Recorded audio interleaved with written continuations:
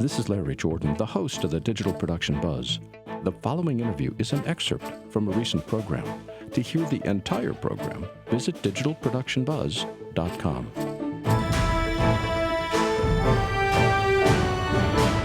Cirina Catania is the supervising producer of The Buzz, as well as a filmmaker, journalist, former senior executive with United Artists and MGM. She's also one of the founders of the Sundance Film Festival, and today I have no idea where she's coming from. We're going to just tune in and find out. Hello, Cirina. Welcome back. Hi, Larry. Nice to see you this time. Give me a clue. You've talked to us from Belgium and from Germany. Where are you now? I'm actually back in beautiful downtown Burbank. Soaking up some blue skies and warm weather again. Oh, yeah, terra firma. It feels good to be in my own bed, but I have to tell you I'm a little jet lagged. You must be too, though, right? Well, yeah, but I was only in London. You were in Berlin. You were far east than I was. By the way, thinking of Berlin, before we start talking about the Berlinale, you wanted to correct something you said the last time about the voice. We got an email from one of our listeners in the Netherlands who has been a fan of the Buzz for a long time, and he says, I think you may be mistaken. The voice actually originated in the Netherlands because I worked on it, he said. So I did some research, and it turns out that a lot of those what we consider American icons, like American Idol, Dancing with the Stars, Homeland, Shark Tank, Trading Spaces, Ugly Betty, you name it, many of those shows originated in other countries. So I was surprised by that. And I just wanted to apologize to all of our editor fans in the Netherlands and tell you thank you for a great show. We obviously love it here because it's doing really well. Well, one of the reasons that you were traveling in Europe as much, not only shooting your own film, but you were attending the Berlinale. And I wanted to get your take on what sticks in your mind from the Berlinale now that it's over. A couple of things. The political awareness of international audiences is much greater than I believe that it is in the United States. We have great entertainment, and we're getting more and more cognizant of worldwide issues, but I think we tend to be a little bit more closeted. There were two documentaries that actually screened in competition, and one of them won for the first time in the 66-year history of the Berlinale. Fukuamari, which was Fire at Sea. I believe I spoke to you about how much I loved it the last time we talked. It won the Golden Bear. And major kudos to Rossi, who was the Italian director, because he actually embedded himself on the island of Lampedusa for a year. And when he won the award, he actually brought his daughter up on stage and promised he'd make up for lost time with her. I thought that was so cute. But he lived on the island for over a year, embedded himself. And the one thing about Fukuamari that I think is very interesting is there's been a trend, and I know I've been doing it more and more in the last few years, of not using narration, voiceover narration at all, creating more of a dramatic approach to your documentary films, and that's what Rossi did. There was no narration, and he juxtaposed two stories. The story of this young 12-year-old boy who lives on the island and watches his grandmother making pasta and listens to music, and then the horror of what's happening with the refugees that are coming in from South Africa and other countries. So it was very impactful, and I think both the audiences and the jury loved it. Meryl Streep specifically commented about it. So I thought that was amazing. And then the second documentary was an American documentary by Academy Award-winning producer Alex Gibney, director Alex Gibney, and it was called 0 Days. And it talked about the Stuxnet virus, which infected millions and millions of computers and actually almost brought down the Iranian nuclear capability. It was the first time in the history of viruses that we know of that I's and O's, ones and zeros, can actually affect physical environment when they land at the other end.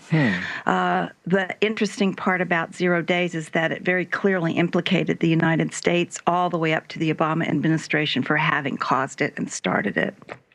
The other imminent threat is Nitro Zeus, which is the one that's being developed now, and they're thinking could cause EMPs and other kinds of global chaos. So it's really scary. But On the positive side, a documentary won, and that was Fukuamari, and I think that's really good for all of us independent filmmakers who are out there working really hard and not making a lot of money, as they said at the Academy Awards, just because of the love of film. But do you think that there's going to actually be an influence on these wins on documentary filmmaking? Is there going to be some legs to this? I do. It's already picked up a distributor. Fukuamari is being distributed worldwide now. It will go on and actually make money because it's the kind of film that appeals to audiences, as opposed to some other documentaries that have a very niche audience. I think this one has a much wider audience. But looking at it not just in terms of that film itself, but other documentary filmmakers, yourself and many others, are there coattails you can ride? Yes. Anytime a film makes money, you know there's going to be an influx of opportunities. There were over 70 documentaries screened at the Berlinale in various categories, and they had a track at the EFM about how to make money with documentaries. I think that combined with what's happening with all kinds of reality television and the way audiences are changing the way they watch media, I think there's a great future for documentaries. So I'd tell all of our listeners to just keep on doing what you're doing. I know I am. Well, I like the fact you said there were over 70 documentaries that were screened. Do you have any other stats in terms of how many people attended Berlinale or how many films there were? There were a total of, I believe, over 430 films and almost 400,000 tickets sold, 370-some thousand tickets sold to the public. So that tells you how excited the public is in Germany for these films. And people come from all over the world, actually. And they wait in line all night to buy tickets. I want to shift gears because I want to shift from watching finished films to creating films, because what we're doing today is we're focusing on online collaboration, project management, workflow software. And we'll be talking with two companies a little later today. We're going to talk to Arc9 and we're going to talk to Movidium in terms of how their cloud-based software can enable filmmaking. But you have been using collaborative software for a while. What have you noticed? Is it helpful? Is it more problems than it's worth? Is it something that other filmmakers need to pay attention to? Give us your background. I think that anyone who's working with editors that are not local to your project, which is happening more and more, you have to have some kind of collaboration. It depends on whether you're using it for editing purposes or strictly for client approvals. I use it for both. If I'm using it for editing and I need to upload major files that are several gigs each, I can't upload to any service that I know of right now without waiting a long time. The bandwidth isn't there yet. So that means that if you need to get something to your editor, like in Australia or in Germany, you literally have to ship a drive. And I'm becoming more and more attached to SSD drives for that, for two reasons. They're very reliable.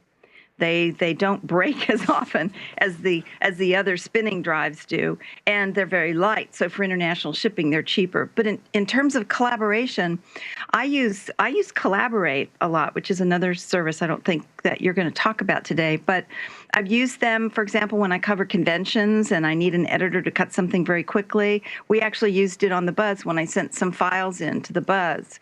Whether it's stills, music, effects, video, you can upload all of those elements, and then your editor can work long distance and send you back a cut that you can then annotate frame by frame.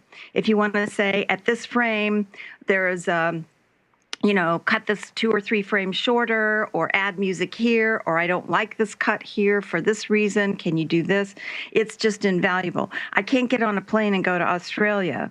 And there's time differences there with the editor I'm working with there, so he can look at it at his own time. But if all you're doing is transferring files, Dropbox or Hightail would do that. What's the advantage of the more sophisticated software?